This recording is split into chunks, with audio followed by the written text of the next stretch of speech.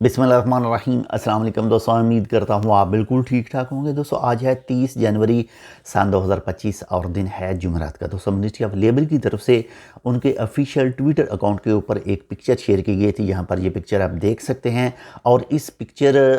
के ऊपर जो तहरीर मौजूद है वो है जी WPS के मुताबिक जो सैलरी मुंतकिल करने के हवाले से, यानी वेग प्रोटेक्शन सिस्टम के तहत जो सैलरी वर्कर के अकाउंट में मुंतकिल करनी है उसके हवाले से कुछ जो ज़रूरी हदायत थी वो जारी की गई थी।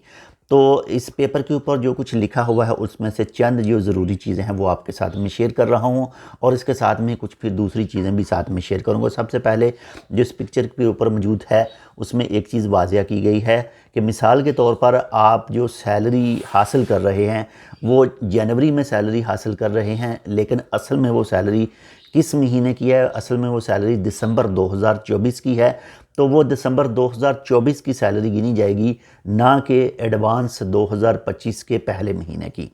इसी तरह अगर दूसरी चीज़ की बात करें, यानी जो भी सैलरी ट्रांसफ़र की जा रही है अकाउंट के अंदर, तो उसमें जो है वो सिविल नंबर, जो आईडी कार्ड का रेजिडेंसी कार्ड का नंबर होता है उसको मेंशन करना चाहिए, या फिर उसका जो मुखफ़फ़ है यानी सी है, कार्ड का है तो सी है, और अगर पासपोर्ट का है तो वहाँ पर पी लिखा होना चाहिए। इसी के साथ ही एक और चीज़ भी साथ में वाज़िया की गई है कि जो सैलरी मुंतकिल की जाए अकाउंट के अंदर, जो बेसिक सैलरी है और बेसिक सैलरी के साथ साथ जो मुख्तलिफ़ अलाउंस हैं, मुख्तलिफ़ जो मेडिकल के हैं, मुख्तलिफ़ जो रहाइश के हैं, अगर वो भी साथ में पे किए जा रहे हैं तो वाज़िया तौर पर वो भी लिखना ज़रूरी है। और साथ में ये भी कंपनियों से कहा गया है कि ये लाजमी उनके ऊपर लाजमी है कि जितने भी उनके पास वर्कर हैं उन तमाम का डाटा, जो वर्क एग्रीमेंट है, जो सैलरी एग्रीमेंट है, वो मिनिस्ट्री ऑफ लेबर के साथ लाजमी रजिस्टर होना चाहिए, और जो भी सैलरी उस एग्रीमेंट के ऊपर लिखी हुई है वो सेम सैलरी जो है वो वर्कर को ट्रांसफ़र करनी चाहिए। मिसाल के तौर पर जो पेपर के ऊपर जो एग्रीमेंट हुआ है मिनिस्ट्री ऑफ लेबर के साथ, ऑनलाइन जो मुआहदा किया गया है, उसमें अगर 220 रियाल है तो जो आपके अकाउंट में सैलरी मुंतकिल हो रही है वो भी सेम होनी चाहिए। अगर सेम नहीं होती तो फिर आप जानते हैं क्या होगा। और इसी के साथ एक दूसरी चीज़ भी आपके साथ शेयर करता चलूँ कि मिसाल के तौर पर आप